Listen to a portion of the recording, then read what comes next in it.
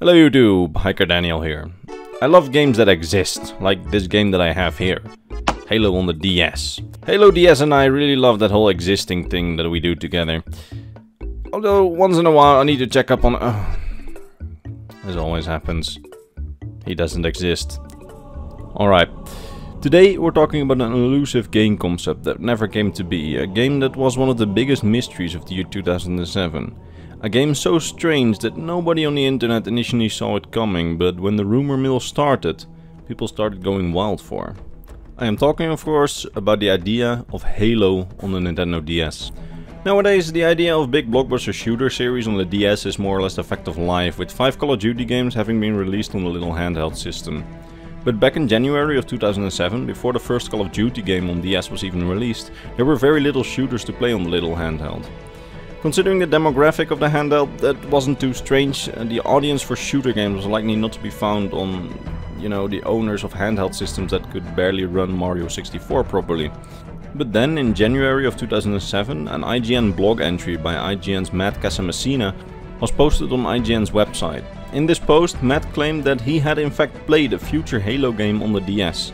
A game that was cancelled by the time that he played a leaked build of the game, a build that, to my knowledge, hasn't leaked online since, and I haven't been able to track down in order to try and play it, so the footage that you see in this video is all from Matt's play on the IGN channel. When he posted this on his blog, people were from the beginning outright skeptical. Like I said, the DS could barely run Mario 64, and by that time Microsoft and Nintendo were still rivals in the console market. It was a very different time. I mean, nowadays they act very nicely to each other, but back in the day they were still rivals. But that doesn't mean that the idea of this game was impossible. Because of the two dominant handheld systems at the time, the DS from Nintendo was still far less of a rival to Microsoft and the Xbox than Sony and their PSP were. Despite the PSP being significantly more powerful than the DS, it's more likely that if a Halo system were to come to a handheld system, it would probably be the DS, because it was in less direct competition with Microsoft. In addition to that, the audience of the DS owners was far different from the PSP audience, which were the more hardcore gamers. This means that Halo on the DS would not be directly competing with Halo on the Xbox because of the sheer power disparity and the difference in audience. We saw this in Call of Duty, which had 5 separate spin-offs releasing on the DS after the Halo DS rumors died down, and most of those Call of Duty games on the DS actually did really well. Those spin-offs introduced many new people to the series without competing directly with the sales of the console games, with the DS entries being more of a gateway into the larger thing, or a possibility for existing players to play it portably. With that knowledge in mind, I think it's reasonable to say that a Halo game on the DS, or even multiple, might have done well and might have been a commercial success back in the day, so it might not have been as strange of an idea than it initially sounded.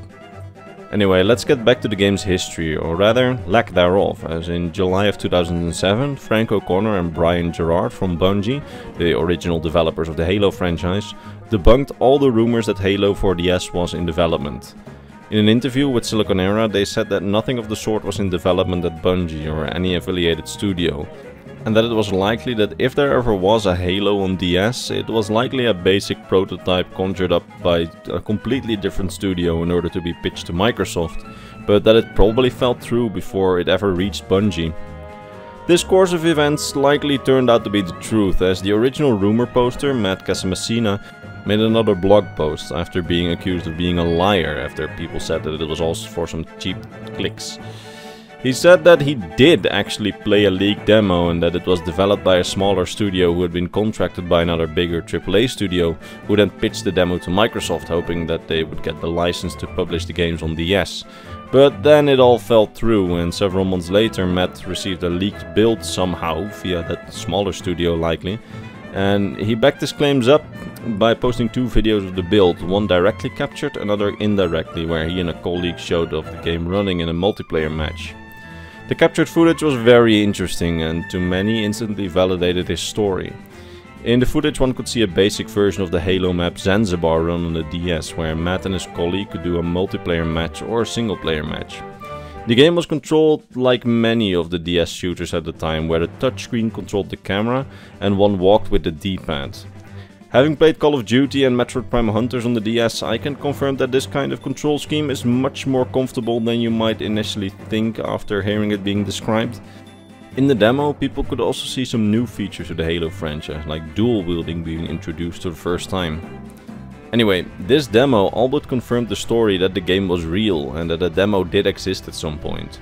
And that demo was likely pitched to Microsoft, who then rejected it. End of story, right?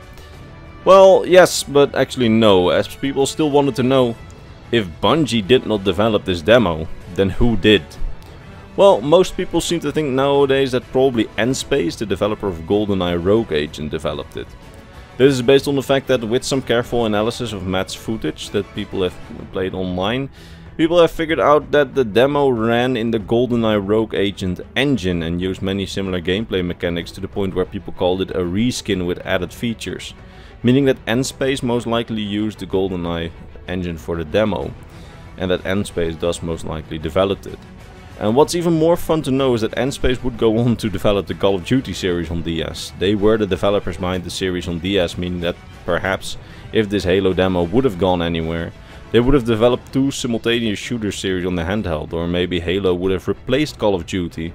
But unfortunately, that's not a future that we ever got to know.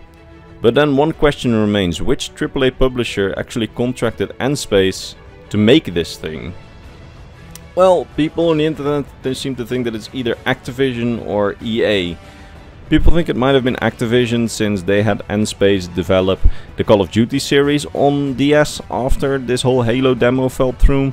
But in my opinion, EA is probably the most likely, as EA was actually the one who published GoldenEye back in the day, and GoldenEye's engine was used for this demo.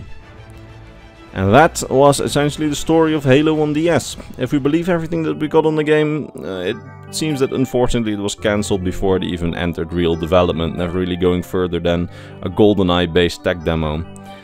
That is, if it's even real, as no one from Nspace, EA or Activision has commented on the matter in the years since.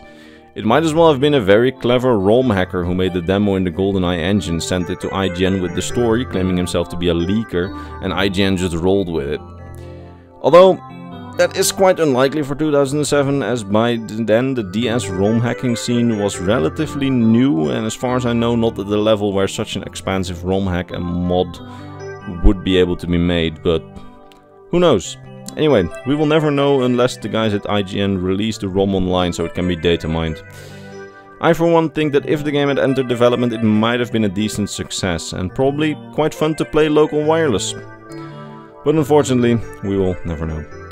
That said, I will see you all later in the next Nintendo history video that I make, which may or may not be in a year like this one. I just make these when I find something interesting and I find some time, and then generally just roll with the topic, like IGN maybe did with this ROM. Anyway, I've got Geodudes to catch, so I'll catch you all in the next video. Bye bye.